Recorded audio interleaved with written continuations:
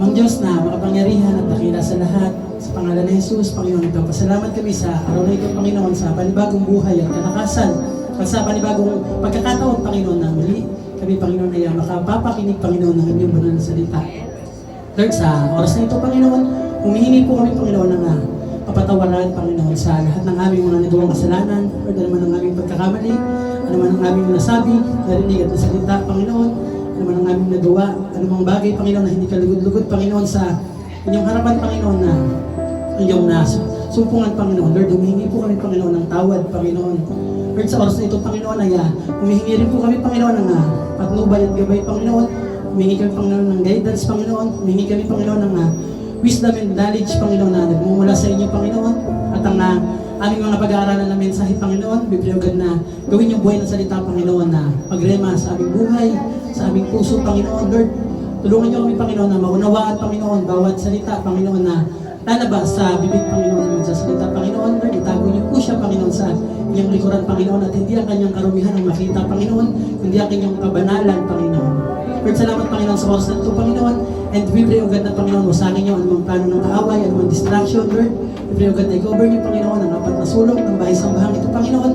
Ang sagayon, Panginoon, walang anumang kaaway and distraction, Panginoon, na makagugulo, Panginoon, sa aming pag-aaral. Lord, sa oras nito, Panginoon, nawa, Panginoon, kayo lamang, Panginoon, ang aming may taas at papurihan, Panginoon, Lord.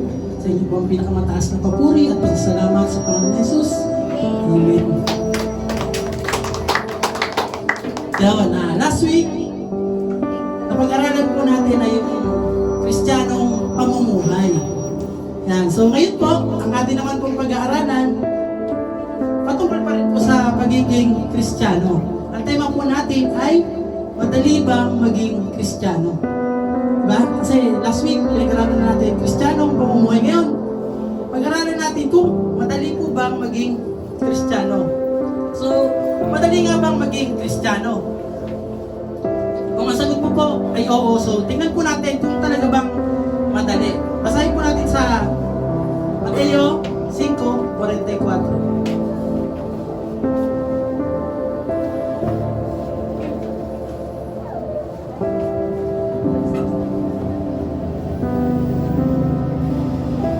Basahin po natin. Ngunit ito naman ang sinasabi ko, ibigin ninyo ang inyong mga kaaway at ipanalangin ninyo ang mga umuusig sa inyo.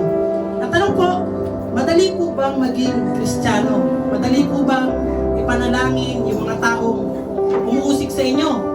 Madali po bang ipanalangin yung mga taong inaaway ka kahit wala ka namang ginagawa? Madali po bang ipanalangin yung mga tao na sinisiraan ka sa harapan ng ibang tao para lang maitaas ang kanilang sarili at ikaw ay maidaw nila? So, madali po bang gawin yon? No? Na gawan sila ng mabuti at ipanalangin sila sa kabila ng mga hindi magandang ginagawa po nila sa inyo. So, hindi maganda yung mga ginagawa sa iyo tapos sabi ni Lord, ipag-pray mo. Hindi po para magpaka-plastic, pero ang totoo po yan is talagang mahirap. Di po ba? Mahirap. Sipin mo, sabi ni Lord, pag pinato ka ng bato, batuhin mo ng tinapay. Di ba? Pagka, kung ano nung ginagawa nila sa'yo ng masama, palitan mo ng mabuti. Di po ba? Napakahirap na hirap. Kung tayo lang ang tatanungin, talagang napakahirap pong gawin yan. At dito po, masusubok ang ating pagiging tunay na mga Kristiyano. Kasi minsan po, akala natin ang pagiging Kristiyano ay pagdalo lamang po sa araw ng linggo, sa church, sa gawain, sa mga seminar, o kaya sa mga sa salo-salo, sa pag-aaral po ng salita ng ating Panginoon na nakakalimutan natin ito ay pamumuhay gaya ni Jesus. Na kung paano siyang namuhay no? Unang panahon na kahit siya ay naghahayag ng salita, walang nakikinig sa kanya, may mga dumudusta sa kanya. Diba? Nasa kabila nung ginawa niyang mabubuting bagay, ay masasama pa rin po ang ibinabalik sa kanya ng mga tao. Diba? Para sa akin po, lalo ako bilang isang lalaki, talagang mahirap maging mabuti sa mga taong hindi mabuti sa atin. Kaya natin gumawa ng mabuti sa mga taong gumagawa ng mabuti sa atin. Pero mahirap, talagang mahirap Pag yung gagawa natin ng mabuti, ay yung hindi gumagawa ng mabuti sa atin. Talagang hindi yung buntong hininga. Talagang, sa totoo, lulunukin mo na lang yung pride mo. Hirap lunukin ng pride, lalo na pag bareta. No? Kung powder, halong mo lang sa tubig, kaya na, isang lago. Pero bareta yung pride mo, grabe. Walang kasing tigas, masakit lunukin. No? Bilang isang Kristiyano, lumakad tayo ayon sa kalooban ng Panginoon. Kahit mahirap, kaya natin yan. Pagtatagumpayan natin yan kasi sa tulong ng ating Panginoon, lahat ng bagay po ay ating magagawa. At isa pa, ito pa po, nakakalungkot lang po na kapag nagkwento ka ng mga bagay sa mahal mo sa buhay, tungkol po sa sports, tungkol sa pamamasyal mo, tungkol sa mga happy-happy, tungkol sa mga buhay ng artista, yung mga sikat yan, yung mga Emmy na yan, yung mga mekos-mekos na yan. Pag nagtungkol ka ng mga insan-insan, talagang pinapakinggan ka. Totoo po yun, maraming makikinig sa'yo. Pero pag ang kwento mo po ay tungkol na sa salita ng Diyos, doon na sila mag-aalisan, doon ka na nila pagtatawanan, doon na nila iisipin na, baka nasisiraan na ng bait yan. Di po ba? Kasi isipin mo, kaya nila naisip yun, ginawa ka na ng masama. Tapos ipapalit mo mabuti. Sabihin na, ano ba, sisiraan na ng bait yan. Di po ba? Meron pa, minsan, pag hindi, ang nag-ano sa'yo, nagsalita ng masama. Sa akin po, sa kalsada, kasi madalas ako sa kalsada, merong maraming nagkakamali. Natin pong, liligo siya pa kaliwa, pero ang signal light niya pa kanan. Talagang, sabihin ng kasama ko, businahan mo, sigawan mo, para matuto. Relax lang tayo, ako nang bahala. Ako nang kasi nga, tayo may tanim tayo ng salita ng Panginoon eh. Kailangan, bilang isang anak ng Diyos, hanggat kaya natin lunukin, hanggat yung tinatawag ng mga pulis na maximum tolerance, hindi lang po sila may kakayanan ng gumawa nun. Tayo po lalong mga anak ng Diyos, dapat po meron tayong maximum tolerance. Na kahit nakakabasa na tayo ng mga salita na patungkol o patama sa atin, mayroon din natin yung maximum tolerance. No, sa totoo lang, kung inalaw ni Lord na ako'y maging pulis, kasi yun talaga yung kurso na gusto ko, kung inalaw ni Lord, tapos siguro hindi ako maging Kristiyano, nung time, mahinitin ang ulo ko, talagang mekos-mekos yan. Talagang, meron talagang mangyayari na hindi maganda. Kaya siguro, totoo yung sinabi kanina na kung ano yung plano mo, may masigit na plano si Lord sa'yo. So yun, kung saya ko, bagsak ko, parang tourist, kung saan sa nagdi-deliver. Yun, so, pero sa awa ng Panginoon, talagang pag may tanim tayo ng salita ng ating Panginoon, at ano yung guidance niya, tapos yung mga naririnig po natin dito sa bahay-sambahan, sinasabuhay po natin, talagang masasabi natin, hindi man madali, pero masarap maging Kristiyano. Yun po ang totoo. So, patungkol po sa pananampalataya mo o patungkol kay Jesus sa Biblia, doon na sila hindi makikinig. Diba? Pag may sinishare tayo, minsan mag-aalisan. Si Mrs. niya, may kinikwento sa akin ng isang araw, sabi niya, yung mga pari mo nandun sa tawid. May nakita sila yung mga binago ng Panginoon, lalapitan, nag-alisan. Tapos may isa raw na natira na corner. Siguro, hindi naman siguro siya na corner. May nais lang siguro yung puso niya na marinig. May nais yung puso niya na malinawan. Kasi sabi ko, kung ako yung nandun sa kalagay na yun, hindi rin ako alis. Bagamat merong nagtuturo sa atin dito, merong nangangaral sa atin dito, nais ko rin makapakinig. Diba yun naman sabi ng ating Panginoon? Basta tungkol sa Panginoon, pakinggan natin. Diba, yun din yung sinishare sa atin ng mga pastors natin. No? Kaya hanggat may nag-share sa atin, okay lang makinig tayo. Tapos, pulutin natin yung mga bagay na dapat nating mapulot. Yung mga bagay na magagamit natin. Kaya nga nang palagi nating sinasabi, pag tayo'y nakikinig po ng salita ng ating Panginoon, isipin natin na tayo'y para lamang namumulot ng mga basura. Yung mga pakikinabangan natin, itabi natin. Yung hindi natin magagamit, itabi na lang natin. O isang tabi na natin. No? Natotoo lang po, yung mga pag-iwas natin ng Panginoon, so nagbabalanan naman po siya. May ilang pabasahin po natin sa Juan 15:20.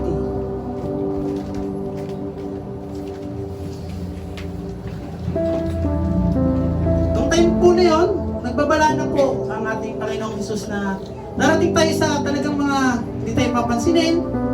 No? Ito, basahin po natin. Alalahanin ninyo ang sinasabi kong ito. Walang aliping nakakahigit kaysa sa kanyang Panginoon. Kung ako'y inusig nila, uusigin din nila kayo. Kung sinunod nila ang aking sinabi, susundin rin nila ang inyong sasabihin. So, ito po yung unang salita na po sa atin ng ating Panginoong Hesukristo na wala raw pong nakahihigit kaysa sa kanyang Panginoon. Kung ang ating Panginoong Jesus inusig, paano pa po tayong mga tagasunod niya? At kung paano ang ating Panginoong Jesus nung araw pinagsalitaan, sinaktan, dinuraan, higit, mapalat pa nga po tayo na tayo'y hindi pa nakakaramdam ng pagdura habang tayo'y nagsasalita rito. Pero pang mga taong nais makinig. Pero isa lamang po na encouragement ko sa bawat isa na pag tayo po'y magme-message, pag may nakita kayo kahit isang tao lamang po na nakikinig, ipagpatuloy niyo po yung pagsasalita. Pag po kayo magpapadala sa mga hindi nakikinig. Kasi pag yan ay kinalabit ni Lord, magkakaroon po sila ng time para po makapakinig po sila ng salita ng ating Panginoon. So sabi po rito, kung nararanasan ni Jesus na hindi pakinggan at paniwalaan ng kanyang pamilya at ng kanyang sariling bayan, tayo po mismo, hindi malabong hindi natin maranasan yun. Kasi hindi po tayo Panginoon eh. Nasa katawang tao po tayo na talagang nadanas po talaga tayo ng walang taong nakikinig sa atin, walang taong sumusunod, at walang taong nakikinig po sa salita ng Panginoon. Alam na po natin yun, noon at noon pa. Pero ang realidad po, masakit talaga pag aktwal na po nating nararanasan. Hindi po ba? Magsasalita tayo sa harap ng maraming tao, makikita natin na pagkamat may nakikinig, patuloy pa tayo. Pero masakit po talaga na sa dami, 100% ng taong hinahayagan mo ng salita ng ating Panginoon, halos ilan lang yung nakikinig. Opo, madaling sabihin na magpatuloy ka lang. Pero ang realidad po, masakit talaga. Kasi itong sinishare natin, buhay po. Buhay po natin ang nakasalalay po rito. Lalo na, binigyan ka ni Lord ng pagkakataon na makapakinig ng kanyang salita. At hindi natin alam na last time na pala, last hour na pala na tayo makakapakinig ng kanyang salita at napalampas pa natin. Katakot-takot. At hindi tayo makatanggap. Talagang katakot-takot. Kaya hanggat kaya po natin makapakinig, di po ba? Sabi sa kanyang salita, hanggat kaya mo pang makinig, makinig ka. Hanggat kaya mo, may kalakas ka pa na magpuri sa kanya, magpuri ka. Kasi pag huli na ang lahat, wala na po tayong magagawa dyan. Kaya habang malakas pa tayo, lalo sa mga kabataan, patuloy tayong magpuri o maglingkod sa ating Panginoon. Huwag kang susuko. Basahin po natin yung nakalagay sa unang Korinto 15:58. Yan, 4 verses po tayo ngayon. Unang Korinto 15:58.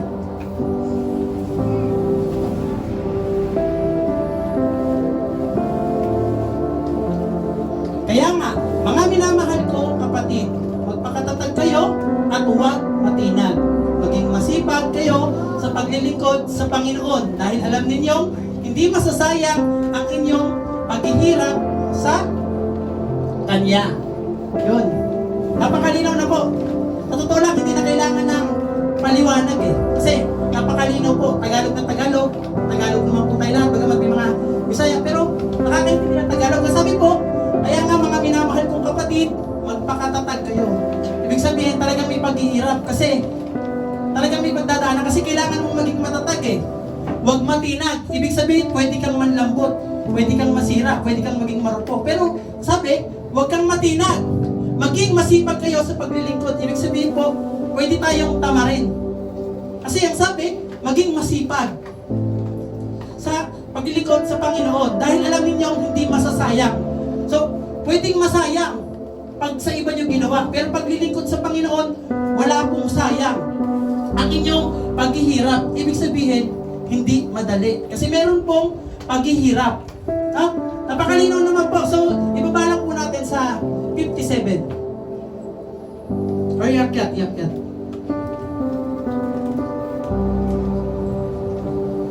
Yan. Magpasalamat tayo sa Diyos sapagkat tayo'y binibigyan niya ng tagumpay sa pamamagitan ng ating Panginoong Hesukristo. Yun po ang kagandahan. hindi po tayo nag-iisa. Kasi ang ating pong Panginoong Diyos, meron daw pong binigay na Panginoong Hesukristo. Ano po yung binigay niya sa atin? Tagumpay. Kaya anuman ang ating pagdadaanan sa buhay natin, mahirap man, madali. Diba yung example ko na paper, talagang taas baba. Merong masaya, malungkot, mahirap, magaan. Pero dahil sa mga pagsubok na dumadaan sa atin, doon po tayo talagang magiging malakas. So, malapit na. Konti na lang. Sakto to, alas 11.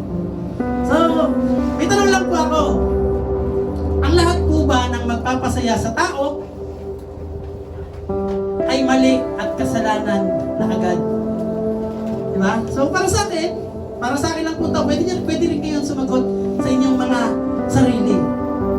So, para sa akin, hindi dahil ang isang bagay ay walang kinalaman sa Biblia ay magiging kasalanan na agad. Tama po? Katulad po ng kumain sa labas or kumain ng masasarap, hindi siya kasalanan. Mamasyal kasama ang pamilya, hindi po siya kasalanan. Bumili ng gusto mong damit, ang pangarap mong damit, pangarap mong sasakyan, hindi po masama yun. Magiging masama lang po yun pagka mas pinangungunahan ka ng mga bagay na gusto mo kaysa unahin ang ating Panginoon. Pero sabi nga po, ultimo tayo iinom ng tubig, gawin natin magpasalamat. Kaya kung may gagawin tayo mamasyal, pray. At ang ating gagawin, pray. Sabi ng ating isang kapatid, in every time, give thanks. No? Sa lahat po ng oras, kailangan nating magpasalamat. So, ilan lang po yung mga nagpapasaya na yun sa atin na talaga namang hindi ka magkakasala, na hindi siya masama. Pero po, tandaan po natin ang pero. Huwag natin mali ng kahulugan. Pero kung pag-uusapan natin ay mga bagay na katanggap-tanggap sa Diyos, sa araw ng paghukom, tanging mga bagay lamang po nakukol sa Diyos ang tatayo sa Kanya. Mabuti po, basahin natin yung nakalagay sa Mateo 7:21. Bagamat mabuti, hindi masama yung mga ginagawa natin na pamamasyal, may sinasabi po sa Biblia, tanging mga bagay lamang nakukol sa Diyos ang tatayo sa Kanya. Mateo 7:21. Hindi lahat ng tumatawag sa akin, Panginoon, Panginoon, ay papasok sa kaharian ng langit, kundi ang mga tao lamang na sumusunod sa kalooban ng aking Ama na nasa langit. So, gawin mo po lahat ng gusto mo. Pero pag nasabi po, may kahatulan, tatayo tayo sa hukom pagdating ng araw. Ang papasok lamang daw po sa kaharian ng langit, yun lamang daw po na sumusunod sa kalooban ng ating Ama na nasa langit. Kaya maging wais po tayo. Muli, may mga bagay na hindi masama. Pero kung ang gusto natin ay katiyakan na tayo ay tatanggapin ng Diyos, gawin po natin yung kalugod-lugod sa Kanyang harapan. So palakpakan po natin si Lord. Sure po, ang kaloob bilang Kristiyano po, dapat po ang kalooban ng Diyos ang dapat nating ginagawa. Sa totoo po, hindi madali sa atin na gawin yung kalooban ng Diyos. Kasi nandito po tayo sa katawang tao. Meron talagang mahirap. Meron talagang parang ayaw mong gawin. Pero parang kay Lord, kailangan mo siyang gawin. Diba? Nangyayari po sa atin yan na kipagbati ka raw sa kaaway mo. Mahirap, pero dahil sa kailangan mo yun at yun yung kalooban ni Lord na mangyari, kailangan gawin mo siya. Kahit mahirap, kahit balupin mo yung pride mo, magpakababa ka na. May mga taong nagsasabi sa atin na, bro, sis, buti nagagawa mo yung ganun, na magpasensya sa ganun. Pangatlong beses nang ginawa sa iyan, masasabi mo na lang na, okay lang, hanggat kaya mo magpatawad, ibigay mo yung kapatawaran. Kasi kung gusto nating mapatawad din po tayo ng ating Diyos Ama, kailangan matuturin po tayong magpatawad. So ang tema po natin ay madali bang maging Kristiyano? So basahin po muna ulit. Sabi natin verse. 1 Corinthians ulit, 10:23. Malapit na. Malapit na.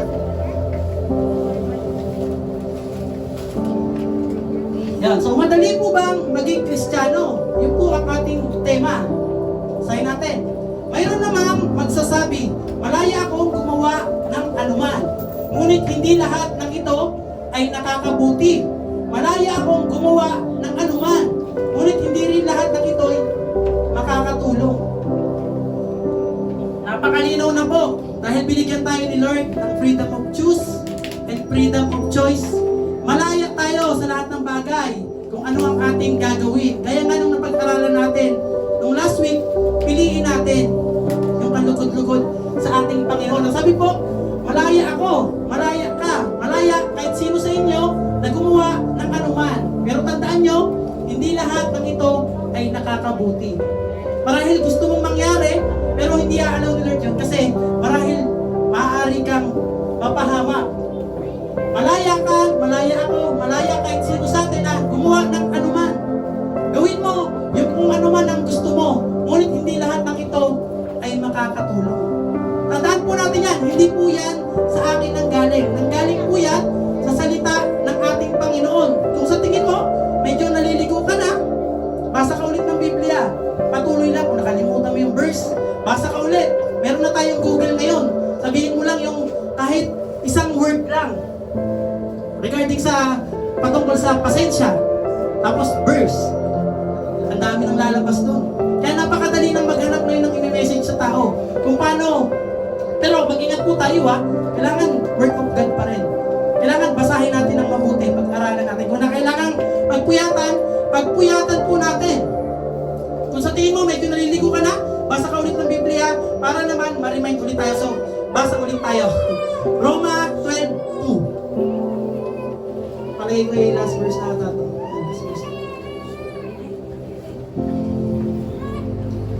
Roma 12:2. Last verse na po. Huwag kayong makiayon sa takbo ng mundong ito. Mag-iba kayo sa pamamagitan ng pagbabago ng inyong pag-iisip upang maunawaan ninyo ang kalooban ng Diyos. Kung ano ang mabuti, kalugod-lugod at ganap sa kalooban niya. Diba? Napakalinaw po. Yung Tagalog na Tagalog. Kung alam mong mali, ang sabi po sa atin, magbago tayo ng ating pag-iisip. Para daw po maunawaan natin ang kalooban ng Diyos. Kung iniisip mo na parang against sa'yo yung mga sinasabi, Lord, ang hirap. Ang hirap magpatawad. Lord, ang hirap gumawa. Ang hirap maglingkod. Pero, sabi ni Lord, pag magbago ka ng isip, yung ano yung mahirap? Palitan mo ng subukan. Lord, susubukan ko. Lord, gagawin ko. Lord, magpapatuloy ako. Yung word na mahirap, palitan mo ng mga bagay na yun. Magagawa po natin yun. No, kaya lang naman tayo nahihirapan, sa totoo, kasi nauuna sa atin bilang mga tao, yung reklamo. Ultimo nga sa bahay, pag inuutusan mamaya na, teka lang, di po ba nangyari sa atin yun? Kahit sa akin, nangyari yun nung araw. Kasi, lalo't ako yung bunso, sa aming magkakapatid, 5 lalaki, ako lang talaga yung halos wala kang gawain. Ano lang, kakain, kasi bunso nga. Yun, hanggang lumaki, nakasanayan, ganun. Pero, nung nalaman ko na ang salita ng Panginoon, ay piliin mo yung kalugod-lugod at ganap sa kalooban niya, kahit di ka nautusan, gagawin mo yan. Pag alam mo, mahal mo magulang mo, ayaw mo siya mahirapan, ayaw mo naman gawin ang gawaing bahay, gawin mo. Kahit napakasimple lang, lalo sa kabataan. Ito sa anak ko, medyo natutuwa ako kasi talagang automatic na. Para siyang rice cooker. Di mo na kailangan utusan. Pag matutulog na kami, alam niya na. Pagtas kumain, alam niya na. Hindi ko siya ginagawang alila. Tinuturuan ko lamang siya sa mga bagay para pagdating ng araw, alam niya na yung mga bagay na gagawin niya. At sa aming mga magulang, pagdating ng araw, hindi na rin po kami mahihirapan na, anak, pakiusap naman, tulungan mo na ako sa gawaing bahay. Hindi na, kasi alam niya na yung gagawin niya. Automatic na. Pero hindi po ako yung hindi po sa sarili kong tinitingnan ko pa rin po sa Bible kung talaga bang tama, talaga bang dapat gawin. Sabi po sa Bible habang bata pa, turuan sila hanggang sa kanilang paglaki, matutunan nila yung dapat nilang gawin. Amen. So, palakpakan po natin si Lord. So, ikaw po mismo, sa iyong sarili, ang makapagsasabi niyan. Madali bang maging Kristiyano? Tanungin mo po yung sarili mo. So, kayang-kaya natin gawin yan, basta kasama po natin si Lord. So, tayo pong lahat, tayo po yung manalangin. Amang Diyos na makapangyarihan at dakila sa lahat, sa pangalan ni Jesus, Lord, nagpapasalamat po kami sa oras na ito, Panginoon, sa iyong mga salita, Panginoon, na aming na pakinggan, Panginoon, na sabi mo, Panginoon, sa kanina sa awit, Panginoon, na pipilitin namin, Panginoon, kahit kami, Panginoon, na nahihirapan, talagang pipilitin namin, Panginoon, basta para sa inyo, Panginoon, gagawin namin, Panginoon, kahit kami dapa na, Panginoon, Lord, lahat ng bagay bagay magagawa namin, Panginoon, dahil, Panginoon, kayo ang aming sandigan, Panginoon.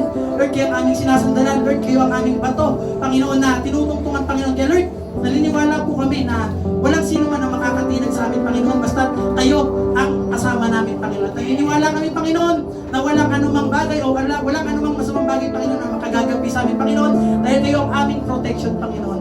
Lord, salamat, Panginoon, sa iyong mga salita dahil marami na naman po kaming natutunan, Panginoon. Lord, ito'y hindi po sa aming pang sarili lamang, Panginoon, ito'y nagmula sa inyo, Panginoon. Kaya, Lord, ipapasalamat kami dahil sa mga buhay niyo na salita, Panginoon. May priugat, Panginoon, na ito'y may share namin, Panginoon, at huwag masayang, Panginoon. May share namin sa aming mga mahal sa buhay. May share namin sa aming mga pinsanin, Panginoon. Sa aming kamag-anak, Panginoon, kapatid, kaibigan, kalaro, katrabaho, Panginoon. Lord, tulungan niyo kami, Panginoon. Bagaman kami nahihirapan, Panginoon, pero Lord, sabi niyo, Panginoon, walang mahirap sa iyo, Panginoon. Kaya Lord, naniniwala kami na lahat ng bagay ay aming magagawa, Panginoon, sa tulong, habag at awa niyo. Kaya Lord, sa oras na to, sa inyo lamang namin binabalik ang lahat ng papuri at pasasalamat sa pangalan ni Jesus.